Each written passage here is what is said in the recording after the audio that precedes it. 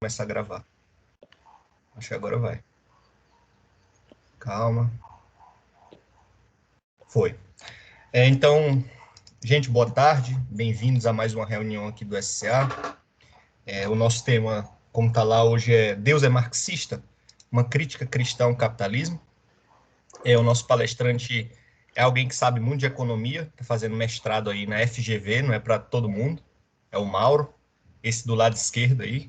Ele vai já se apresentar para vocês, mais das credenciais dele. E quem quiser, quem se interessar pela palestra de hoje, se interessar mais para pesquisar pelo assunto, a gente tem uma bibliografia lá indicada na ementa. Lembrando que a gente tem uma ementa e um calendário. A ementa está mais completa, com os palestrantes e os textos indicados. Tem 3 textos para essa palestra, todos 3 escolhidos pelo Mauro aí. E pelos nomes, assim, são textos muito bons, né? Das pessoas que tem lá. São gente que tem escrito sobre o assunto de política e de economia já há um tempo, como, por exemplo, o Milbank. Tem o Guilherme de Carvalho também lá, que é um brasileiro. Então, depois vocês pesquisem, beleza? Novamente, dizendo como é que funciona, a gente tem uma palestra aqui, lá pelo finalzinho, faltando 20 minutos para 1 hora mais ou menos, a gente abre para as perguntas. Aqui no Teams fica mais fácil, porque tem a possibilidade de levantar a mãozinha e perguntar. Talvez a gente já está tentando resolver esse problema, alguns de vocês não tenham acesso ao chat da reunião. A gente já está tentando resolver isso. Então, se quiserem perguntar, não tentem escrever. Abra o microfone mesmo, levanta a mãozinha para falar. Aí perguntar para o Mauro no final, que ele vai responder. Então, tentem falar mesmo. Deixa eu ver quem é. João, dá um mudo no teu microfone que está saindo a zoada aí. Vou pedir só para a reunião já está sendo gravada, pedir para o Peregrino orar e a gente já começa a reunião, já passa a palavra para o Mauro. Vamos lá. Oremos, então. Senhor, te bendizemos por mais uma oportunidade, meu Deus, de meditarmos e refletirmos sobre os aspectos do mundo criado, especialmente os aspectos materiais e econômicos, meu Deus. O Senhor nos fez seres com necessidades materiais e te pedimos que o Senhor nos ilumine para que possamos entender como essas realidades de troca se dão, para que possamos glorificar o Senhor por meio da maneira como pensamos o trabalho, pensamos a generosidade e a abundância da tua graça para conosco, meu Deus. Que o Senhor, por meio dessa palestra, nos possa fazer pensar de maneira mais santa e correta sobre os bens que o Senhor nos tem dado e nos abra o coração para que sejamos mais generosos com as tuas dádivas e reconhecemos a tua boa mão em toda a tua criação. Abençoa o Mauro na exposição de hoje e nos abençoe para que tenhamos um momento produtivo diante do Senhor. Em nome de Jesus, amém. Amém. Vai lá, Mauro. Contigo. Compartilhar a tela aqui.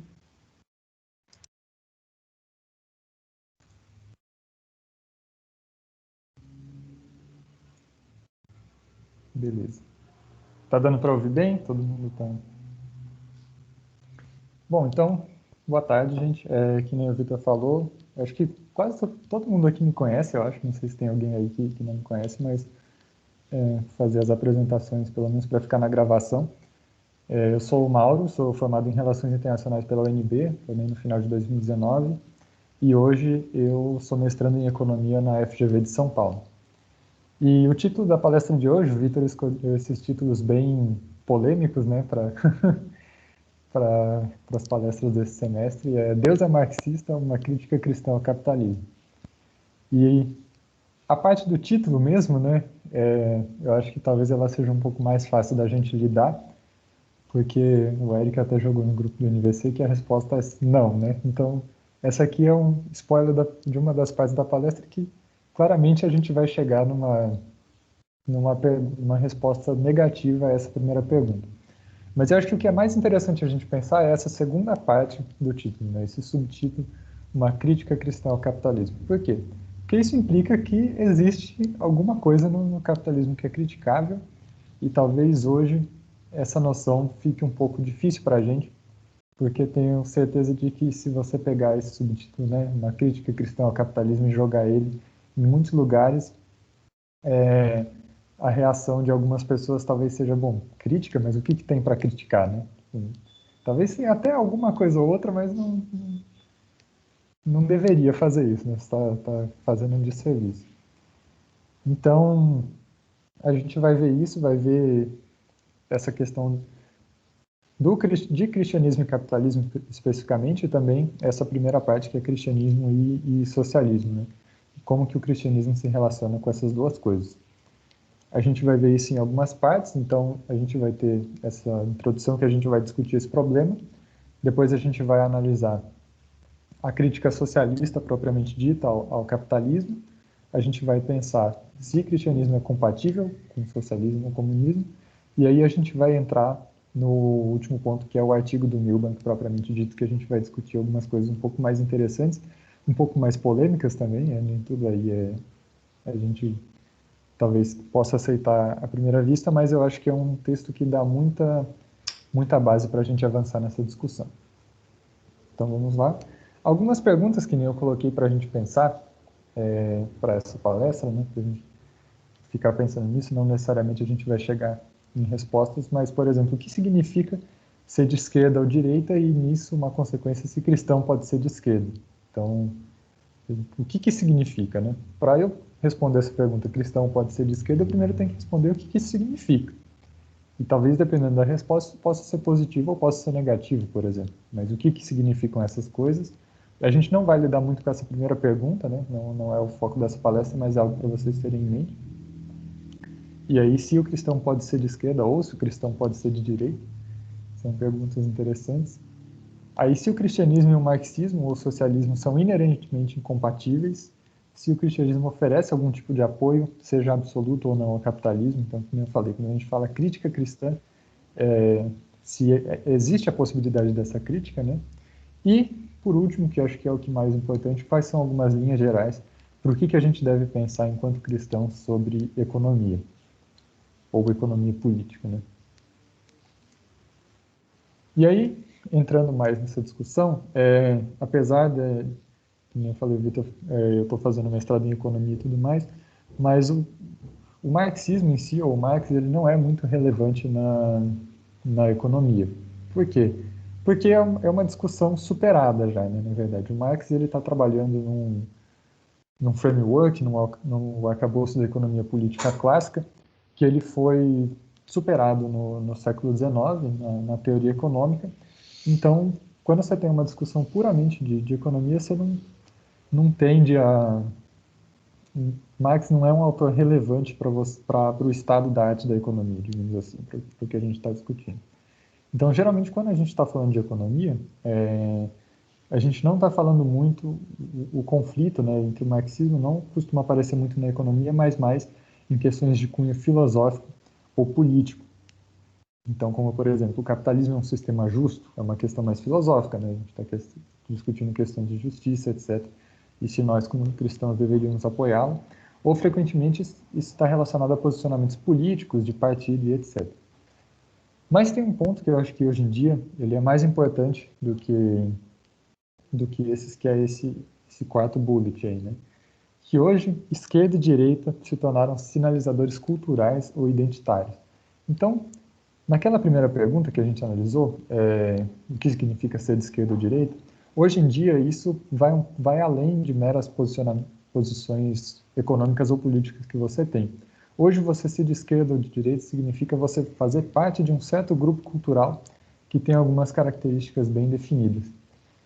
E aí por isso que a gente tem essa questão da polarização e que o cristianismo costuma estar identificado com o capitalismo. Por quê? Porque quando você pega o perfil dos aspectos culturais das pessoas que são de esquerda, geralmente é um perfil anticristão, e o perfil do aspecto cultural de ser de direita, ele tende a estar muito associado a um aspecto do cristianismo, seja cristianismo mesmo ou algum tipo de cristianismo cultural também.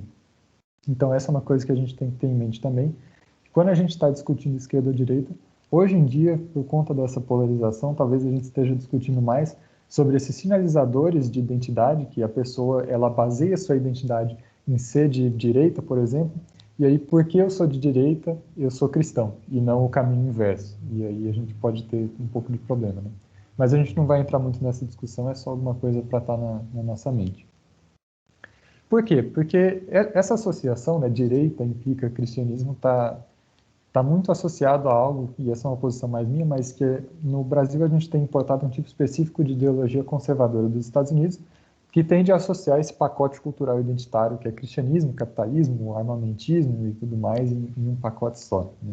E aí acho que a gente acaba comprando muito esse pacote cultural no cristianismo, talvez principalmente no cristianismo reformado, e em alguns tipos de catolicismo mais ultra-tradicional também. E a gente compra isso sem fazer essa reflexão sobre se isso tem a ver ou não com quando a gente discute a questão do capitalismo, isso acaba levando a muitos cristãos que seguem alguns absurdos que eu coloquei aqui.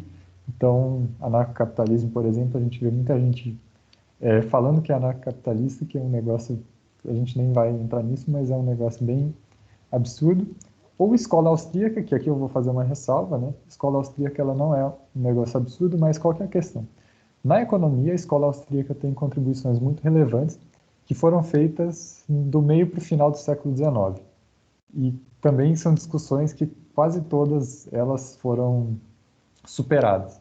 Então, quando você vê, por exemplo, uma instituição de educação cristã abrindo um centro de estudos de economia para a escola austríaca, para mim, pelo menos, mas essa é uma opinião minha, me parece um pouco sem sentido você abrir um centro de estudos para uma perspectiva teórica que já foi melhorada já faz 100 anos, né? Então, por conta disso, você acaba tipo, tá, mas por que você tá nisso, né? Por que você, em vez de estudar o estado da arte de economia, você está estudando coisas de 100 anos atrás?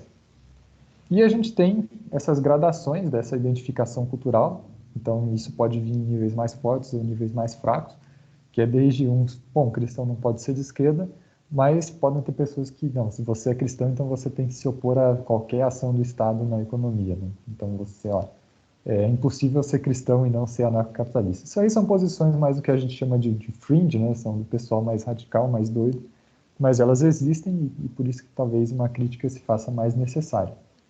E que aí a gente entra nessa questão. Bom, dada essa associação entre cristianismo e capitalismo, a gente pode criticar o capitalismo. Se a gente for criticar ele, significa que a gente tem que abandonar ele, ou mesmo com essa crítica ele acaba sendo o que a gente tem para hoje? Ou existe alguma outra alternativa? Que é o que a gente vai ver. E só um texto para a gente se inspirar, né, nessa discussão, é o texto de 1 Timóteo 6, 17 e 19, que diz assim: exorta aos ricos do presente século que não sejam orgulhosos, nem depositem a sua esperança na instabilidade da riqueza, mas em Deus, que tudo nos proporciona ricamente para nosso aprazimento. Que pratiquem o bem, sejam ricos de boas obras, generosos em dar e prontos a repartir, que acumulem para si mesmos tesouros, sólido fundamento para o futuro, a fim de se apoderarem da verdadeira vida. Então, um ponto aqui para também a gente estar ancorado na nossa discussão. Bom, depois disso, nosso primeiro ponto vai ser analisar a crítica socialista ou marxista em si ao capitalismo, e aí depois no próximo ponto a gente vai ver o que isso tem a ver com o cristianismo.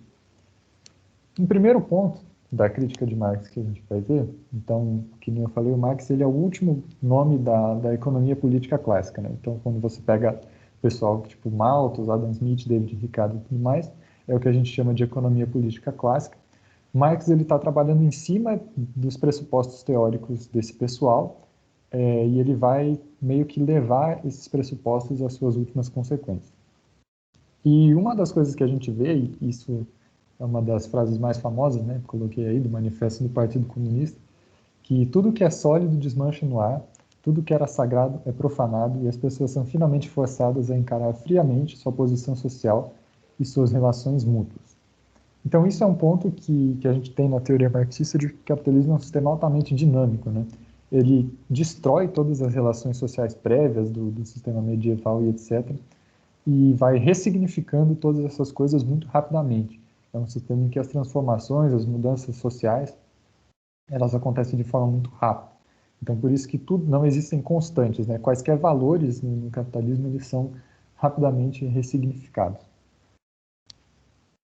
Um outro ponto, que talvez vocês já devem ter visto muito disso no ensino médio, mas que nesses pressupostos, né, da economia política clássica, você tem a teoria do valor-trabalho, que o valor da mercadoria ele é dado pelo tanto de trabalho que vai dela, E o Marx ele tira disso que, por conta disso, você só consegue obter lucro dessa diferença entre o valor da mercadoria e o salário. Então, obrigatoriamente, o patrão teria que pagar menos do que o valor do trabalho do trabalhador para obter esse lucro, né? Então, o lucro é essa diferença que é chamada de mais-valia. Então, o capitalismo seria um sistema que está baseado na exploração na teoria marxista. Outro ponto é o fetichismo da mercadoria, né? A ideia aqui é que as relações sociais elas são veladas pela relação de consumo. Como assim? Quando você vai no mercado comprar alguma coisa, tipo, você não tem nenhuma relação direta, nenhuma conexão com as relações sociais do processo produtivo daquilo. Sei lá, você vai comprar um tomate, você só vai no mercado e compra o tomate, né? O processo produtivo, todas as relações sociais que levaram à produção daquele tomate, você fica separado daquilo. Por isso que ele fala que é fetichismo, porque a mercadoria se torna um fetiche, né? Ela se torna um objeto desassociado, um objeto quase da sua origem. E um exemplo disso que eu coloquei para a gente pensar contemporaneamente são os produtos fabricados na China, né? Então a gente tem uma relação de consumo, sei lá, você vai lá, compra o seu celular da Apple ou da Xiaomi que é fabricado na China, mas você só vai lá e compra, você está totalmente desassociado do processo produtivo de, sei lá, como é a fábrica que produz isso na China. Então esse é um outro exemplo de crítica. E mais dois pontos, é a questão da alienação, que no capitalismo você tem em contraste com o sistema medieval, né, em que você tinha o trabalhador frequentemente era proprietário dos seus meios de produção, então ele tinha oficina e tudo mais. No capitalismo você tem essa separação cada vez maior entre o trabalhador e os meios de produção, né, o trabalhador e o capital, porque o capital ele se torna cada vez mais especializado, mais caro, e aí o trabalhador ele é alienado do processo produtivo, ou seja, ele se torna um ponto do processo de produção, mas ele não tem a noção daquele todo também. E ele mesmo se torna uma mercadoria, né? O próprio trabalho dele. E aí ele é alienado desse processo. Algumas outras questões são algumas das contradições do capitalismo que Marx aponta, que ele fala que, apesar da economia política clássica, ela pegar a questão do equilíbrio de livre mercado, né? Ele fala que, na verdade, no longo prazo, você não tem equilíbrio na livre concorrência, mas que antes você tem a formação de monopólios. Então, as grandes empresas tendem a levar as pequenas empresas à falência por conta do mecanismo dos lucros, e aí por isso o capitalismo ele leva a essa concentração de empresas e de grandes monopólios. E que, além disso, para você manter esses lucros, você tem que sempre estar expandindo o seu mercado consumidor. Então, você teria que sempre estar procurando novas pessoas para vender. Uma última coisa que a gente vai ver nessa parte da crítica não tem diretamente a ver com Marx, mas tem a ver com um autor que ele não é marxista, né? Ele vai um pouco mais do lado, ele é socialista, mas não marxista, que é o Karl Polanyi, no seu livro A Grande Transformação, e ele está fazendo um exercício histórico de observar o surgimento do capitalismo, especificamente na Inglaterra do século XIX, né? E basicamente o que ele fala é o seguinte: bom, os teóricos do capitalismo eles colocam como se a emergência do capitalismo tivesse sido algo muito natural, né? Mas ele vai falar, não, na verdade não foi isso. Teve que ter uma produção específica, né, algo específico para o capitalismo, para que o livre mercado fosse produzido. Porque a gente não pode afirmar que isso faz parte da natureza humana, mas o capitalismo teve um ponto de surgimento, um ponto de emergência na história, com condições que o produziram. E que esse processo ele coloca se confunde com o surgimento do Estado, ou seja, você não teria livre mercado sem o surgimento do Estado, sem o surgimento do Estado moderno, porque o Estado foi responsável por fundar o livre mercado. Então ele coloca que essa é uma ironia, né? Embora o livre mercado ele busque se ver livre das intervenções do Estado, ele foi fundado por intervenções do Estado. E um outro ponto é que ele coloca também que nas sociedades pré-modernas a economia ela está sempre embutida em um contexto social. Então existem valores, etc. Todo um contexto que guia a economia, né? Que caracteriza a economia, mas ele fala que na fundação do livre mercado isso é invertido. Então, em vez de você ter os valores sociais e a economia dentro disso, você passa a ter os valores sociais sendo determinados pela economia do livre mercado. E ele coloca essa inversão, né, em que a sociedade se torna guiada por isso. E aí essas são algumas críticas, não necessariamente cristãs, a gente viu a crítica só por elas mesmas, mas se a gente pensar o que a gente pode aplicar dessa crítica hoje. Bom, que nem eu falei, o Marx ele é um autor já bastante superado na economia, né? Então a maioria dos pressupostos se tornaram obsoletos depois da economia neoclássica. Então, mais-valia não faz sentido você falar disso hoje, né? A gente coloca essa crítica, a gente não considera válida porque a gente tem outras explicações para de onde vêm os lucros.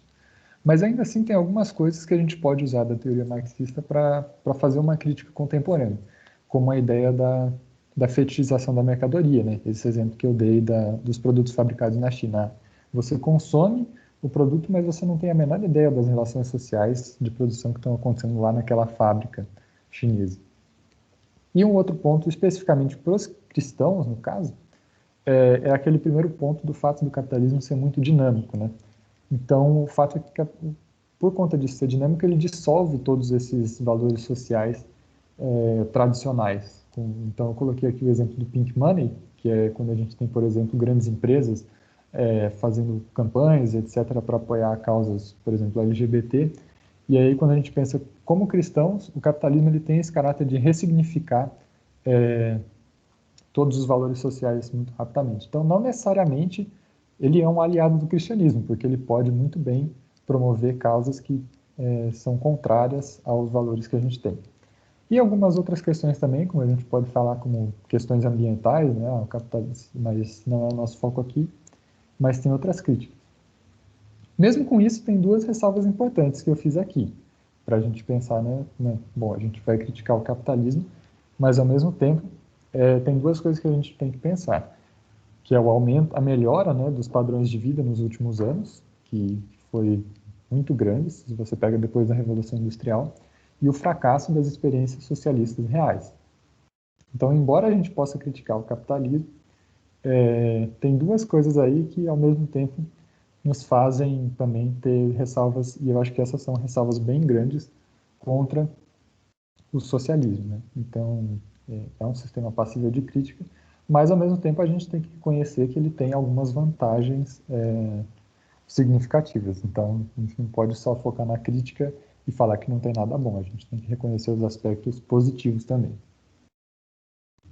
Agora a gente vai ver... Bom, a gente fez essas críticas e aí vimos os aspectos positivos, alguns aspectos negativos, né?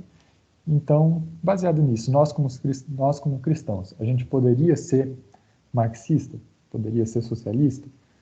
O primeiro argumento que a gente costuma ver é que o marxismo seria inerentemente antirreligioso ou anticristão.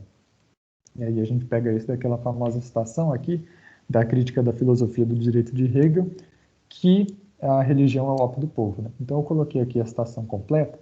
A miséria religiosa constitui ao mesmo tempo a expressão da miséria real e o protesto contra a miséria real. A religião é o suspiro da criatura oprimida, o ânimo de um mundo sem coração e a alma de situações sem alma. A religião é o ópio do povo.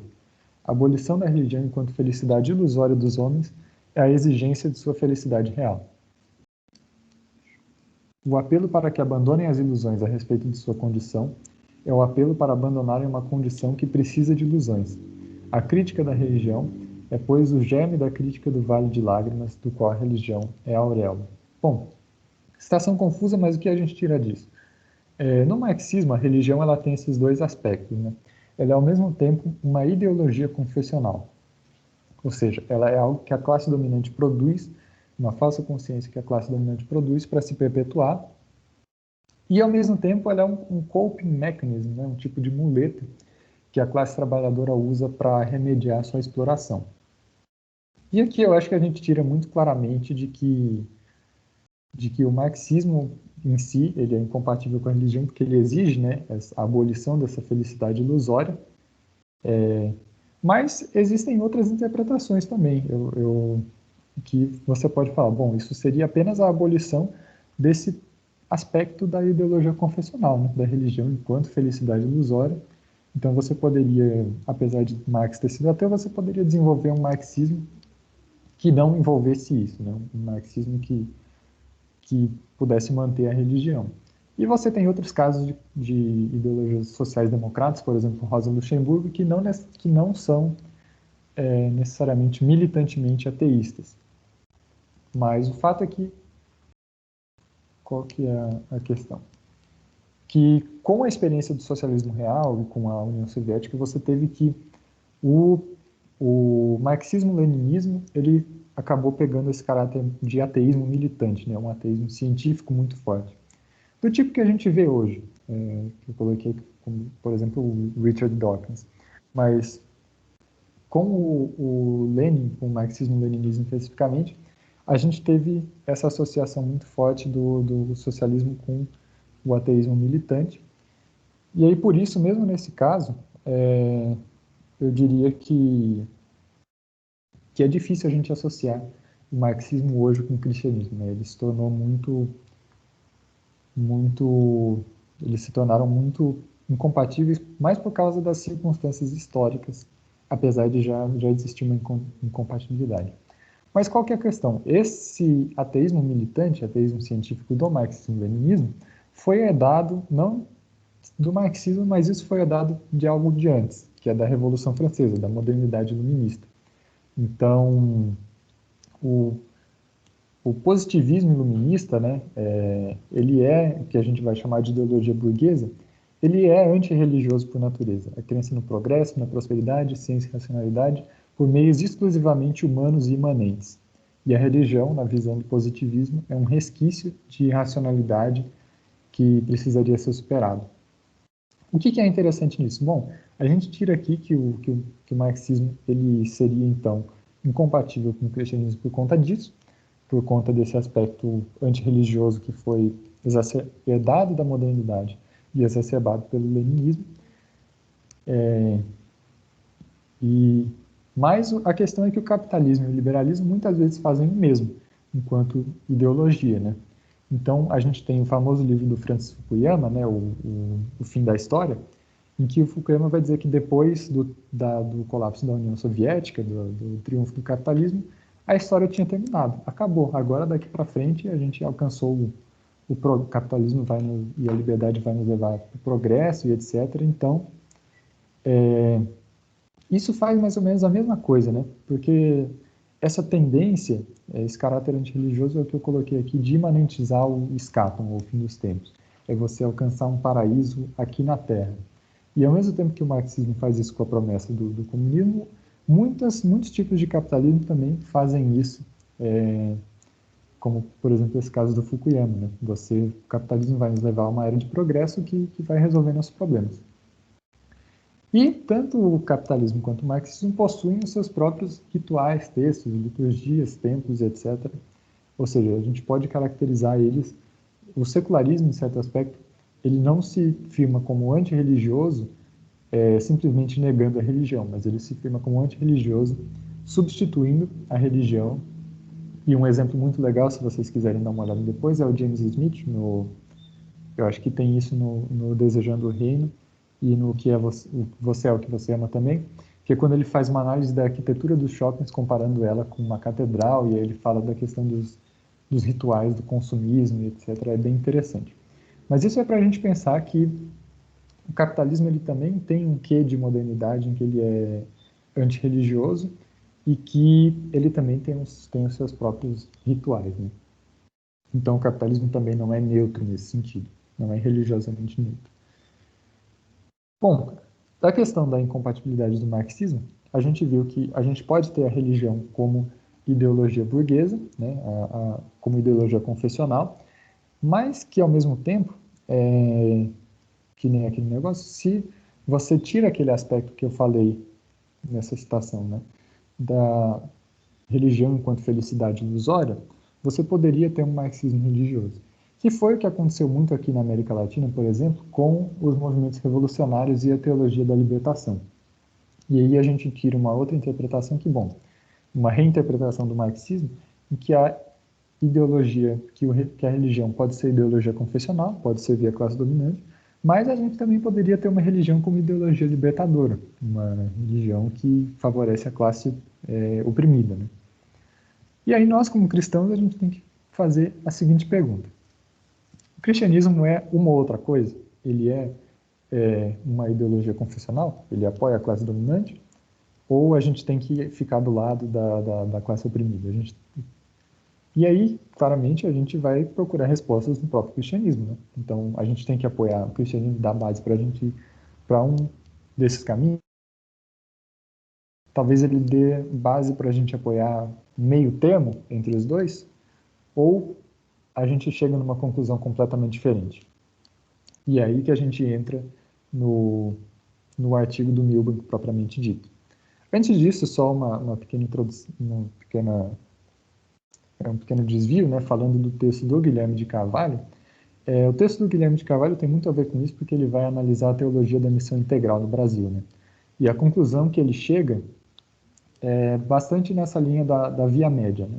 Da gente pensar numa terceira via, no meio termo entre os dois. Então a gente intuitivamente sabe que a gente não vai para nenhum dos dois caminhos, que a gente vai para um meio termo. E o artigo do Milbank ele vai diferenciar justamente entre esses dois últimos pontos, né? Bom, esse outro caminho, ele é só um meio termo ou ele é algo, ou o cristianismo tem que nos levar para algo completamente diferente? E aí onde a gente vai pensar. Um último ponto é que quando a gente pensa em crítica ao capitalismo, eu diria que talvez em alguns segmentos do catolicismo a gente teria muito mais facilidade com isso do que nós como protestantes, né? Por quê? Porque historicamente, como os católicos estavam muito associados à velha ordem, à ordem medieval, eles foram os grandes perdedores, digamos assim, da modernidade e da Revolução Francesa, né? Então seria apenas natural que eles tivessem um sentimento anti-modernidade e tivessem mais ressalvas ao capitalismo do que os protestantes que frequentemente se aliaram aos movimentos da modernidade. Então, o catolicismo desenvolveu uma maior ambivalência, né, quanto ao capitalismo, quanto à modernidade em geral, em alguns aspectos.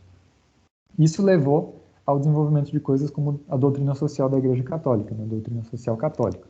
No protestantismo, a gente não tem nada, nenhum análogo específico como doutrina social, nenhum desenvolvimento, digamos assim, mais significativo, canônico, né, de doutrina social. E acho que isso é parte da explicação que a gente tem, né? Uma explicação histórica. Antes da gente entrar no artigo do Milbank, eu vou falar um pouco sobre ortodoxia radical, que é um movimento que ele se insere. Por quê? Porque esse movimento ele tem algumas coisas que são um pouco polêmicas e complicadas, então a gente precisa fazer algumas ressalvas antes de falar dele. Esse movimento da ortodoxia radical ele surgiu alguns anos atrás, diria que nos anos 80, 90, com principalmente anglicanos católicos, né, do que a gente chama de platonistas de Cambridge, ou seja, pessoas muito associadas à filosofia clássica. E a proposta da ortodoxia radical é a gente usar o ferramental da crítica pós-moderna contra a narrativa moderna, ou seja, a gente criticar a modernidade no geral, só que ir um pouco além. Além dessa crítica à modernidade, a ortodoxia radical toma a pós-modernidade como sendo um desenvolvimento posterior da modernidade, e que a gente teria que fazer uma crítica mais radical ainda, ou seja, a gente teria que fazer uma crítica que vai além da pós-modernidade. E onde que a gente encontra as bases para essa crítica? Em algo que vem de fora, em algo que vem de fora da modernidade, que seria o cristianismo, ou seja, a gente precisa usar o cristianismo, a gente pode usar ele para fazer uma crítica radical da modernidade e da pós-modernidade. Por quê? Porque na modernidade, com o desenvolvimento do secularismo, né, dessa ideia do humanismo exclusivo, etc., o secularismo ele é uma narrativa que, ao mesmo tempo que ele tem pontos de contato com o cristianismo, ele só tem pontos de contato porque no desenvolvimento histórico ele pegou esses elementos do cristianismo e se subverteu, mas que ele se toma por natural e autoevidente. E a ideia é a gente pegar o cristianismo para criticar e mostrar que o secularismo, na verdade, tudo o que ele tem de bom ele pega emprestado do cristianismo, né? O secularismo se desenvolveu a partir da Reforma, teria se desenvolvido a partir da filosofia da Reforma e da Baixa Idade Média. Então eles criticam muito a filosofia escolástica tardia, e etc. E a proposta deles é isso, né? O cristianismo ele tem uma ontologia radicalmente diferente que a gente precisa usar para criticar toda a modernidade, e que uma consequência disso é que a teologia deve orientar todas as outras áreas da nossa vida. Então, a gente precisa ter uma crítica cristã da economia, uma crítica cristã da política e etc., e uma filosofia social cristã específica, uma filosofia econômica cristã específica. E com isso, que nem eu falei, eles vão pegar muitos aspectos emprestados da teologia antiga, do platonismo. Uma das coisas mais interessantes disso é essa ideia da participação divina, né, que eu coloquei nessa citação, e que geralmente para nós protestantes é um pouco, não é muito aceito, mas a ideia da participação divina é que aquilo que é, somente é enquanto o é em Deus, ou seja, tudo existe dentro de Deus, né, que é essa citação. Aquilo que é bom, por exemplo, só é bom enquanto existe na bondade de Deus. E isso é muito criticado pela maioria dos protestantes, porque isso pode acabar dando margem a alguns tipos de teologia natural, como a gente vê aqui. Então, só avisando que o que eu estou falando aqui é polêmico, né? Não é consensual. Mas alguns exemplos dessa crítica da ortodoxia radical são essa questão, a crítica do Estado moderno como paródia da Igreja. Então, eles mostram, por exemplo, eu usei muito isso na minha monografia, que o Estado moderno se desenvolveu a partir de ideias específicas sobre o que era a Igreja no final da Idade Média, né? E o outro exemplo que a gente vai lidar um pouco aqui é essa questão da economia do dom, né, da economia das relações de troca como sendo algo de dom, de presentes e etc., contra a economia moderna, que é a noção de um contrato entre duas partes iguais. E agora a gente entra no artigo do Milbank, a gente vai ver ponto a ponto, mas basicamente o título do artigo é A Real Third Way, né? Uma verdadeira terceira via, que a gente vai ver o que é o cristianismo em relação a isso. Ele começa fazendo essa crítica ao secularismo, né? Então ele coloca que toda forma de associação precisa de uma justificativa, precisa de uma história fundadora. E que como as formas seculares de associação, como o livre mercado, elas não apelam para nada transcendente, elas precisam basear sua fundação na história. E aí, para fundamentar, elas precisam ocultar qual foi o real processo de fundação, né? Qual foi o seu real processo de fundação. Ela precisa criar alguma ficção para justificar por que ela existe. Então, no caso do Estado moderno, a gente tem o contrato social, por exemplo, que é uma ficção criada para esconder o processo histórico que criou o contrato social, que é a consolidação do Estado moderno. Ou a mão invisível, que seria também uma ficção criada para esconder um processo que deu origem ao Estado. Qual que é a questão? O marxismo muitas vezes critica isso e expõe esses mitos, mas ele simplesmente propõe substituir essas ficções por outras ficções. Então, como que a gente pode... Só o cristianismo em si estaria numa posição para expor essas ficções enquanto ficções, porque ele tem um referencial transcendente, né? O cristianismo tem um referencial que vem de fora da história e que ao mesmo tempo está na história, na verdade. E aí a ideia que o Milbank coloca está nessa citação, né?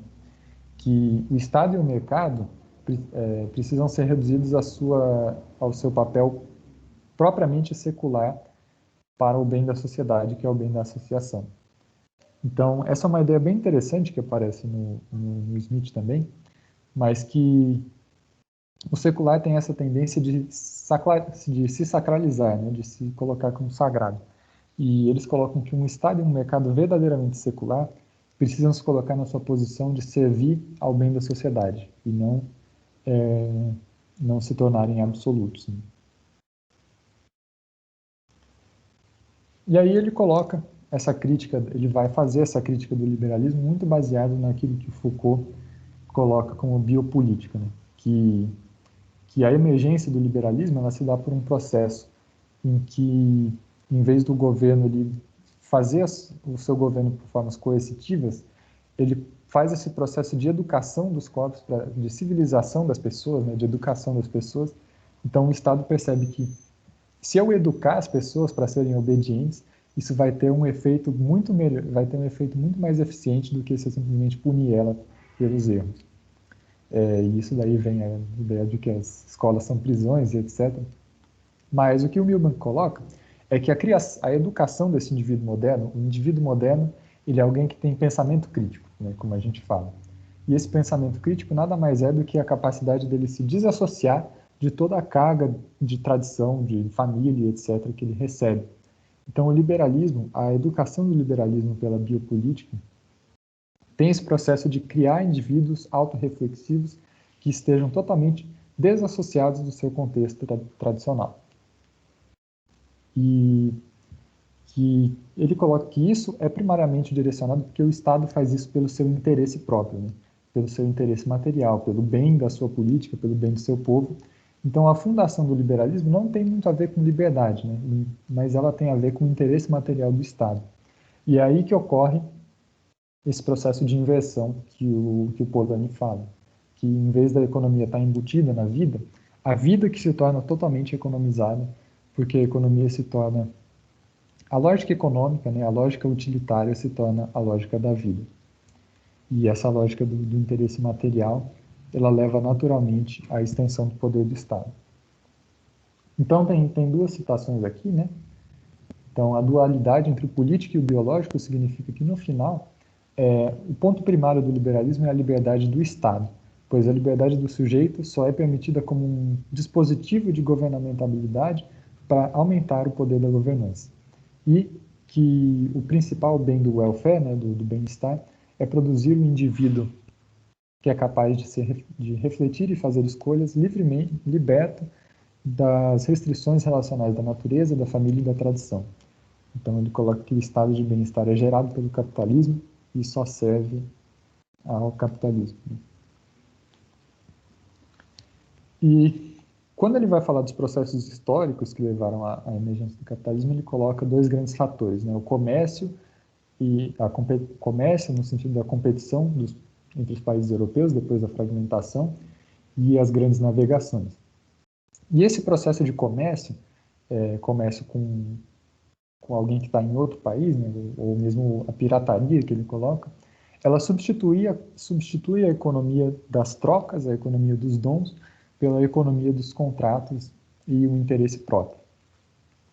E que por conta disso você acaba tendo uma espécie de desequilíbrio entre a economia de mercado, que ela ela possibilita o bem-estar, né? A economia de mercado produz bem-estar, mas ao mesmo tempo, quando você tem o Estado interferindo nas falhas interferindo na economia para gerar bem-estar, tem um erro aqui, mas o welfare atrapalha o funcionamento da economia de mercado. Então você tem esse desequilíbrio, porque ao mesmo tempo a economia de mercado necessita do Estado e o Estado atrapalha o funcionamento perfeito da economia de mercado, né? Então você não pode ter um mercado simplesmente totalmente livre, nem um Estado totalmente controlador, mas essas coisas estão sempre se desequilibrando.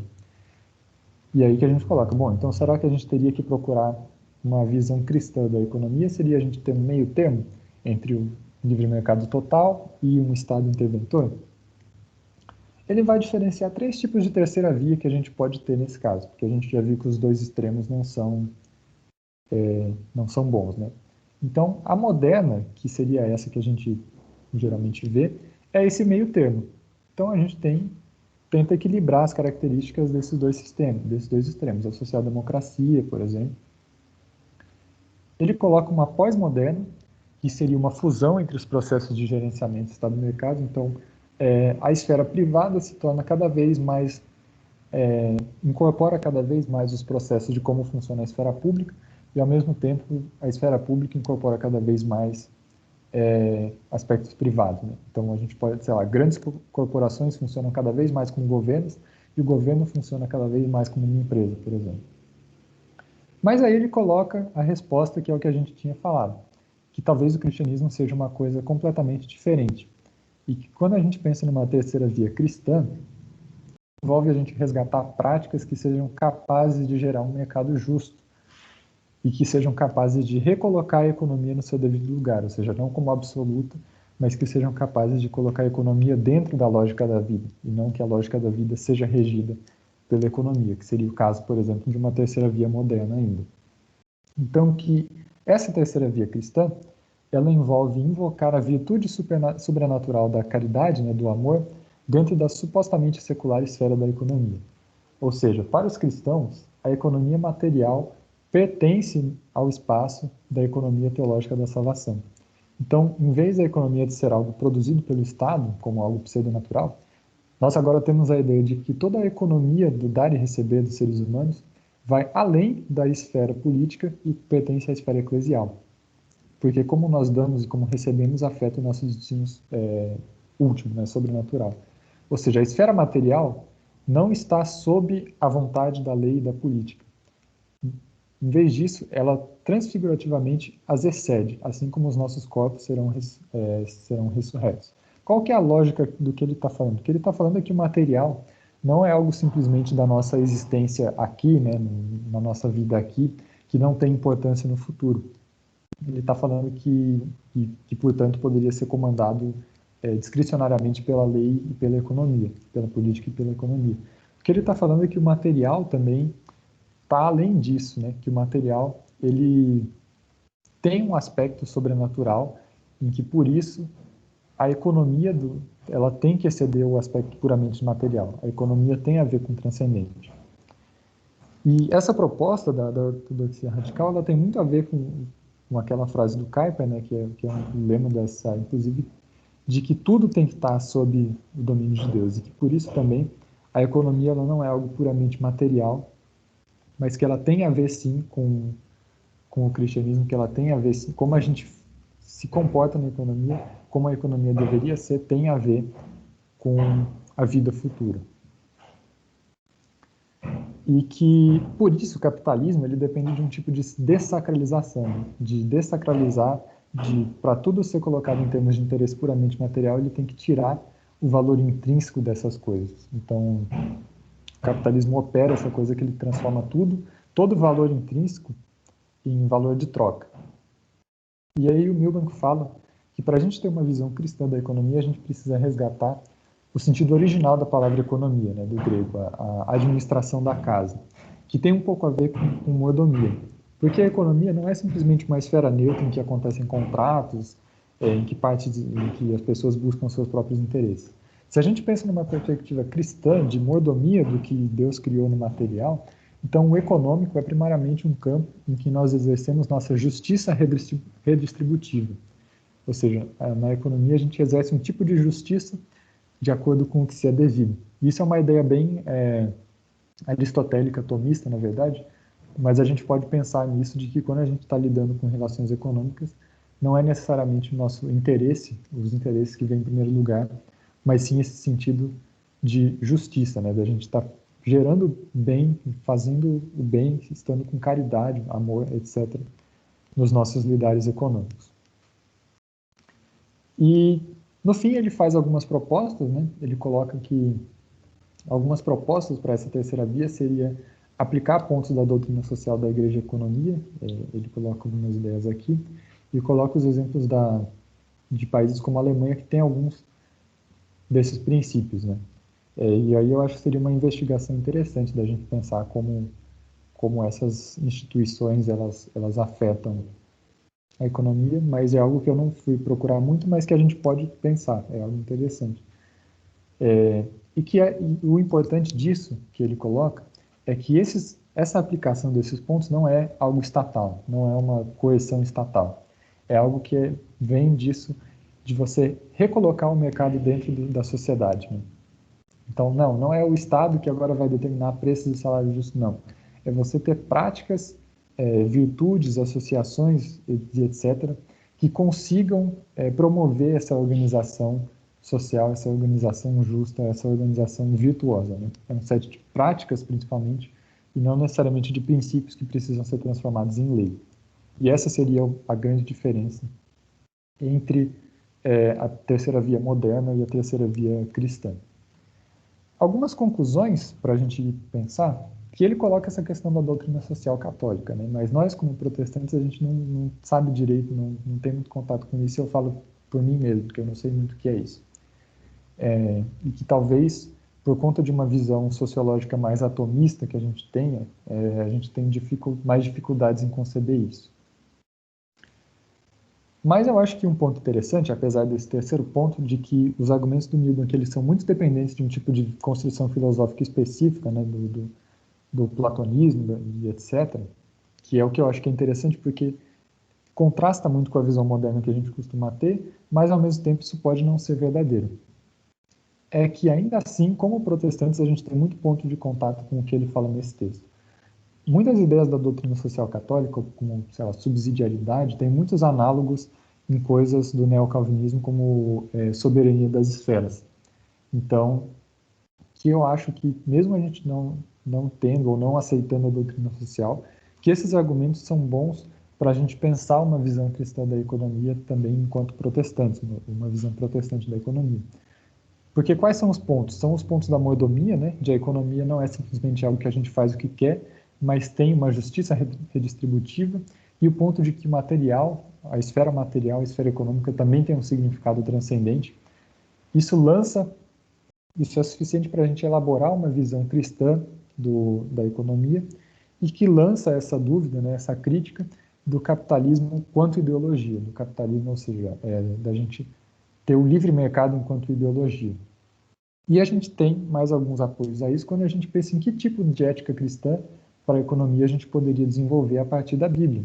Então, a gente tem, por exemplo, as leis do Antigo Testamento, muita coisa como aquela questão de quando você for colher o campo, não poderia colher tudo, né, mas tinha que deixar um pouco lá, né, para quem passasse, para quem pudesse trabalhar. Ou a ética, por exemplo, da Igreja de Atos, no Novo Testamento, de que as pessoas dividiam os seus bens com quem precisava, a ideia do jovem rico. Então, acho que isso dá bases para a gente pensar nessa ética econômica cristã que a gente precisaria ter. E que muitas vezes a gente acaba tendo isso como princípios, né? Às vezes a gente fala muito disso como princípios, mas a gente não sabe direito como aplicar isso, né? Então, eu acho que isso é interessante para a gente desenvolver essa ética e pensar em que tipos de práticas econômicas a gente poderia ter para condizentes com essa ética econômica cristã, condizentes com o que a gente quer, com o que a gente crê, consistente com essa mordomia, com essa justiça, e mais importante que a gente pudesse ter casos práticos disso, não simplesmente enunciar esses princípios e ficar por aí mesmo, né, que às vezes é o que a gente costuma fazer. Bom, eu falei muito e eu vou interromper o compartilhamento aqui. Nós temos um tempinho para perguntas e vamos lá. Deixa eu só abrir esse momento aqui de perguntas, Mauro. Não fazendo uma pergunta, mas agradecendo pela palestra. Foi muito boa, apesar de um pouco complexa, assim, né, para falar em algum pouco tempo para pensar. E convidar, né, gente, que quiser perguntar, ainda que você talvez pense assim, a pergunta que eu vou fazer pode ser considerada besta. Não, faça mesmo assim a pergunta que eu tenho certeza que o Mauro vai querer responder. Ainda que talvez não seja sobre algo que foi desenvolvido na palestra, mas um princípio fundamental, às vezes que está aí nas discussões no Brasil, inclusive, e assim por diante. Então, não se sintam constrangidos, podem ficar à vontade para perguntar. A gente tem meia hora aí. E se quiserem levantar a mãozinha, eu vou passando uma por uma. Então, está aberto aí o momento de perguntas. Manda aí. Muito boa mesmo a palestra. Rapaz, coisa fina aqui. Tem muita cabeça tá fervendo aqui agora, pensando em algumas coisas que você falou. Mas voltando aqui à proposta do Milbank, eu fiquei pensando, você não acha que a maneira como ele fala de pensar essa economia, como reinserir ela no contexto eclesial, não acaba, por assim dizer, transformando a graça em algum tipo de commodity também, no sentido de que, bom, a economia, ela só vai, você precisa, aliás, essa ideia seria economia secular na economia da salvação? Eu até entendo o raciocínio por trás, eu acho que tem um certo sentido. Mas talvez pelo ângulo catolicismo, enfim, por outras coisas, não parece que ele torna a graça uma coisa objetiva, no sentido da igreja ser uma dispenseira da graça, e só por isso que ela poderia servir como terceira via para regulamentar a economia. Eu acho que regulamentar no sentido de criar esse conjunto de práticas aí necessário, né, para você associar, mas até mesmo na minha cabeça a ideia de você associar a graça a um conjunto específico de práticas, me parece que ele objetiviza a graça num sentido a ser dispensado, né, automaticamente. Então, eu acho que talvez uma proposta diferente, talvez uma pegada diferente para você pensar essa terceira via seria mesmo assumindo essa fazer como o Barth, por exemplo, assumir essa crítica feuerbachiana, que depois, enfim, foi assumida aí pelo Marx, a religião, mas distinguir entre a revelação de quem Deus é especificamente, das maneiras como a gente elabora isso em termos religiosos, talvez seja uma possibilidade. Você pode assumir a crítica de uma maneira que não necessariamente comoditiza a graça, né? Não sei, estou pensando aqui, estou jogando aí a bomba para você. Sim. Eu acho que faz sentido, né? E acho que isso é uma das críticas da questão da própria ortodoxia radical, né? Que eles tendem a talvez minar um pouco desse aspecto do que a gente chamaria de, se eu entendo direito a pergunta, de graça comum nesse sentido, de que a graça poderia estar presente fora desse ambiente, né? Mas eu acho que mesmo nesse caso, embora eu acho que essa seja uma crítica válida, que a gente pode reconhecer que tem aspectos bons que não necessariamente estão nessa lógica, o que a ortodoxia radical argumenta nesse sentido é que mesmo esses casos eles só existiriam porque essas virtudes seculares teriam sido usurpadas do cristianismo, né? Então, que isso pode existir, mas que mesmo nos casos em que isso existe, isso é algo incompleto, né? Que fora do cristianismo ou fora da igreja, e aqui a gente pode aplicar simplesmente a diferença do caráter de igreja mesmo, né? Que aí, na concepção católica, a igreja vai ter uma instituição específica que existe, mas que para a gente pode assumir que essa graça ela é dada livremente, né? E aí é onde você reinsere, ela ainda assim é dada, mas ela não é comodificada porque ela não está sendo comerciada num contrato entre iguais. Essa graça ela é dada livremente por Deus e esse dom ele gera essa capacidade de troca, né? Então esse dom ele pode estar talvez fora desse contexto, né, de você assumir isso. Não sei se foi uma resposta satisfatória, mas eu mesmo não tenho eu não tenho também uma resposta satisfatória para isso. São só ideias, acho que.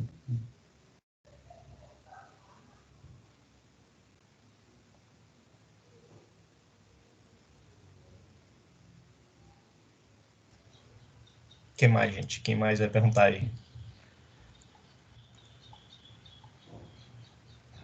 Bom, Mauro, vou então fazer uma pergunta aqui. Ah, tá, o João levantou. Vai lá, João.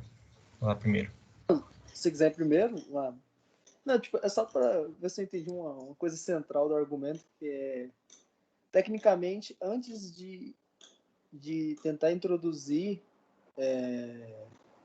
políticas econômicas, é bom já ter introduzido uma base muito cristã para uma sociedade ter como guia moral na hora de pensar suas políticas econômicas. Então, e isso se mostra até mesmo, óbvio, que essa é a nossa missão, e por isso mesmo se mostra mais difícil do que implementar políticas econômicas. E é algo que a gente deveria colocar mais em mente. Então, acho que essa foi pelo menos uma linha que eu captei mesmo, do que o Mauro falou. Óbvio que com mais detalhes. Mas não necessariamente sociedade, né? Não necessariamente a sociedade toda, mas aqui a gente está falando especificamente da comunidade cristã. E eu acho que um ponto adicional que é que isso também não tira a gente da responsabilidade de apoiar políticas econômicas boas, né? Tipo, não, ele fala, esse aspecto ele não está na esfera estatal, não está na esfera de política, mas isso não significa que a esfera de política também não seja importante, só não foi o escopo da nossa discussão hoje.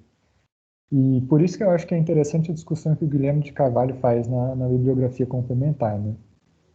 Que ele faz isso aplicado um pouco mais ao contexto brasileiro, mas ele coloca especificamente um pouco ele coloca especificamente, acho que um pouco demais nesse aspecto de políticas econômicas e nem tanto no aspecto de práticas sociais do que a gente tem que ter para produzir uma economia justa. Porque senão você perde o argumento, né?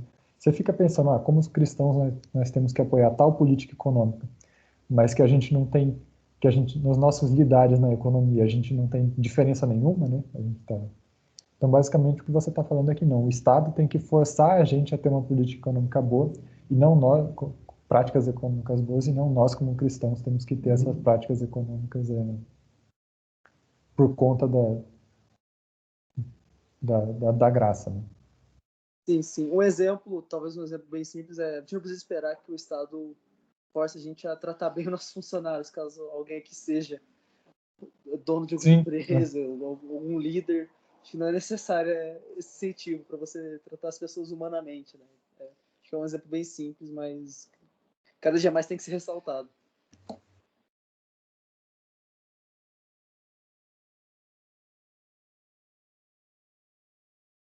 Era isso, gente. Vitor. Mauro, bom, particularmente eu tenho muitas ressalvas dessa questão de teologia natural e graça comum. Eu acho que às vezes é um pouco superestimado. Às vezes a pessoa fala tanto de graça comum assim que parece que o ser humano, que as pessoas nem precisam de conversão, né? Conversão é um negócio do passado, né? A pessoa já é meio que quase crente, né? Um crente secular, mas ele é um crente. Mas eu não estou dizendo de todas as teologias naturais e toda a graça comum, mas algumas eu já vi bem exageradas, né? Então, é dizer assim que eu desconfio um pouco dessa questão, e principalmente quando você vai ler o Antigo Testamento, lá quando tu mesmo citou Deus regulando, por assim dizer, a economia do povo de Israel, né, com a questão das colheitas, de não aparar as extremidades lá do milharal e assim por diante. Você vê Deus tentando incutir por trás disso, né, uma lógica de confiança nele, né, de que ele que provê, até com a questão do maná, de que a pessoa não precisa, que os israelitas não precisam viver numa espécie de desespero, né? Eu tenho que sugar tudo da terra e o máximo que eu puder do meu milharal, senão eu não vou ter sustento, né? Aí tinha até aquela questão lá do jubileu da terra, do ano sabático da terra, que era o 7º ano e assim por diante.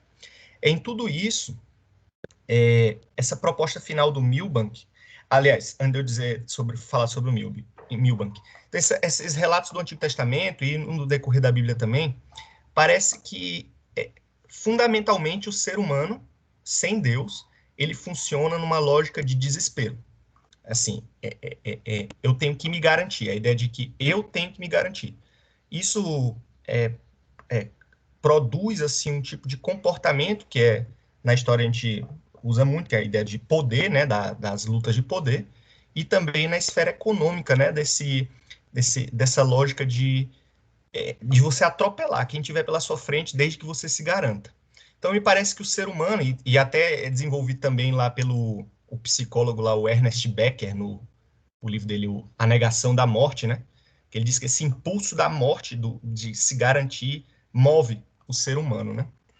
Então, me parece que o ser humano ele é movido fundamentalmente por essa lógica do desespero, o ser humano sem Deus. Dado isso, é necessário, me parece, novamente, desconfiado de teologia natural, uma conversão completa para que mude essa lógica do coração humano de produzir essas ações desesperadas. Portanto, quando eu olho para o Milbank dizendo assim, o que você tem que fazer é instituir virtudes públicas, né? Não necessariamente reguladas pelo Estado, mas virtudes das empresas que instituam uma espécie de caridade entre as pessoas, de compartilhar com o que não tem.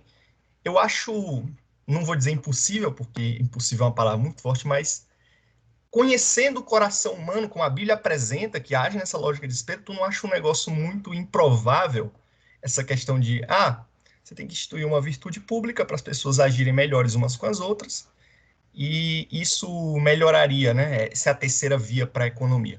Tu não acha isso um pouco improvável, dado como o coração humano funciona? Tu não acha que seria necessário algo mais transcendente para que acontecesse, em vez de simplesmente uma argumentação pública? Ou confiar na teologia natural? Não sei se deu para me entender o que ele eu lida quis. com um pouco disso num dos dos pontos do artigo que ele fala um pouco de cinismo, né? Ele fala assim, se isso seria possível e tal, mas eu acho que aqui a gente pode pensar algumas coisas que inclusive partem um pouco dessa crítica do artigo, mas eu acho que o ponto principal que a gente precisa tirar é que não necessariamente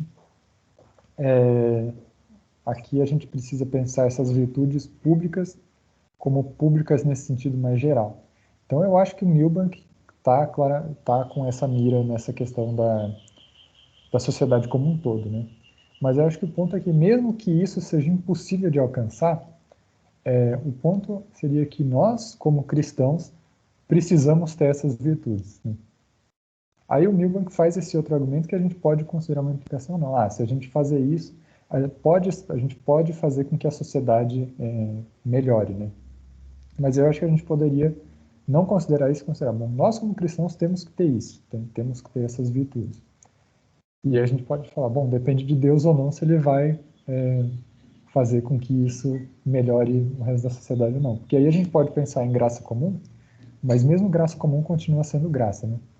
Então a gente tem que praticar essas virtudes, isso pode fazer com que elas se espalhem pela sociedade, o que seria a graça, e podem não se espalhar, que ainda assim seria vontade de Deus, né? Mas que mesmo nos dois casos a gente estaria contribuindo para o que ele fala que seria um mercado mais justo, porque a solução não é simplesmente você chegar num meio termo entre Estado e mercado, mas é você construir um Estado mais justo, e isso começa principalmente na comunidade, no povo de Deus que é a igreja, né? Então, e aí, assim, esse artigo é muito legal, tem muitos outros aspectos que você pode pegar, principalmente quando ele dá sugestões concretas, né, e etc. Mas eu diria que fazendo essa ponte, né, entre talvez o que seja a parte mais católica do Milbank e o nosso protestantismo, seria isso, que essa ação se daria no nosso meio, prioritariamente. Então, primeiro na igreja, mas também em todos os nossos lidares econômicos, e que não necessariamente isso vai se tornar uma virtude pública. Mas que nem eu falei, eu acho que o legal disso é que mesmo com esses aspectos, eu acho que a gente tem elementos suficientes, principalmente na tradição neocalvinista, para fazer uma ponte desses conceitos e criar talvez uma doutrina especificamente protestante de uma ética econômica cristã, né? Mas que pelo menos eu não sei se isso existe ainda, pelo menos. Eu pergunto assim, eu entendi muito, muito bem o que tu falou. Novamente, eu não digo que é impossível, eu acredito em graça natural, eu acredito nessa medida de que Deus pode sim criar uma sociedade mais justa, principalmente muitas vezes pela ação cristã, né, que vai se espalhando, não à toa nós somos chamados de sal da terra, mas quando você vai analisar a prática, né, isso me parece muito mais bonito na teoria do que na prática, né? Porque na prática você vai analisar a história, você vê um movimento contrário, né? A igreja entrando nas lutas de poder. Você vai analisar, por exemplo, a igreja na Idade Média, você vê que a igreja virou uma sinagoga de Satanás, porque não só na Idade Média, mas depois também, entre os protestantes e gente que se diz cristão, não é um problema da igreja católica romana, especificamente, mas muitas vezes o que você vê, em vez de um salgamento da sociedade, você vê um dessalgamento da igreja, porque esse desespero do coração humano, ele consegue atingir mesmo os crentes. Então, essa desconfiança, que eu tenho argumentos históricos aí, de episódios que já aconteceram, que me fazem desconfiar. Cara, é bonito na teoria, o Milbank argumenta lá, mas na prática, assim, eu olho com muita desconfiança. Só esse comentário para terminar. Vai lá, Gabi.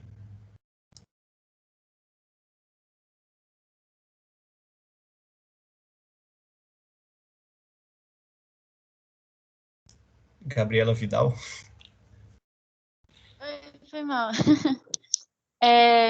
Assim, pensando no que vocês falaram agora, eu lembrei de algumas coisas. Que, assim, eu entendo que a economia, né, o estilo de economia e também questões de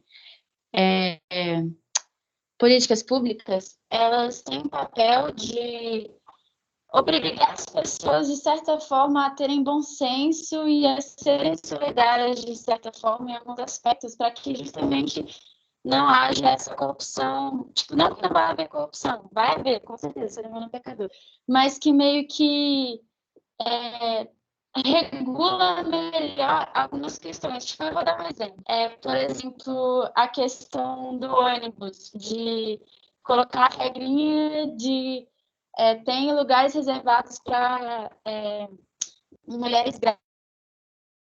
Por que tem essa regra? Porque as pessoas geralmente não têm bom senso, entendeu? Elas simplesmente pensam em si mesmos e não querem dar lugar grávida, que realmente tem muito mais necessidade de sentar do que outras pessoas.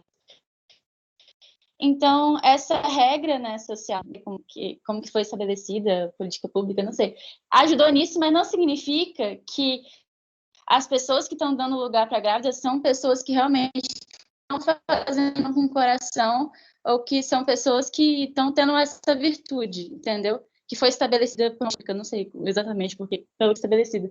Mas, enfim, então, tanto a economia, com as regras da economia, tanto públicas, eu entendo que ela tem esse papel de tentar minimizar esse individualismo e esse egoísmo da sociedade, mas não significa que as pessoas no coração delas não vão ser egoístas, entendeu?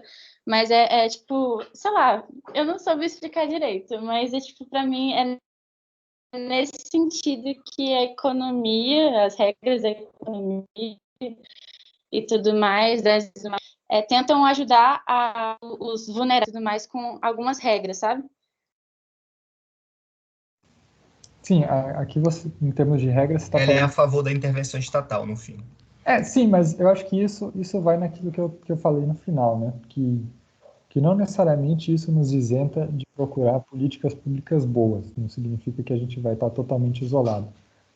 Mas significa que a resposta não é só política pública, entendeu? Tipo, porque se a gente tiver só a política pública, mas a gente não ter isso, não ter essa prática bem estabelecida, então, tipo, a gente também vai estar sendo obrigado a fazer isso e se a gente vai estar sendo obrigado no final, porque...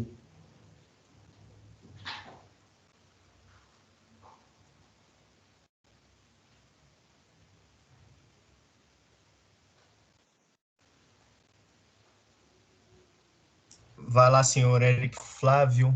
Pode falar. Eu só queria reiterar o que você falou, Vitor. Sobre essa questão, assim, de ser complicado, né, você envolver... desculpa aí que eu tô com uns problemas aqui, eu posso não ter entendido direito.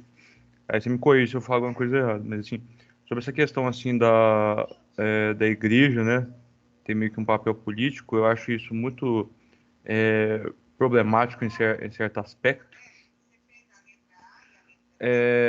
Não por acreditar num laicismo pleno, né? Até porque isso é tolo, né? De se acreditar. Mas por eu ver na igreja como instituição, né? Uma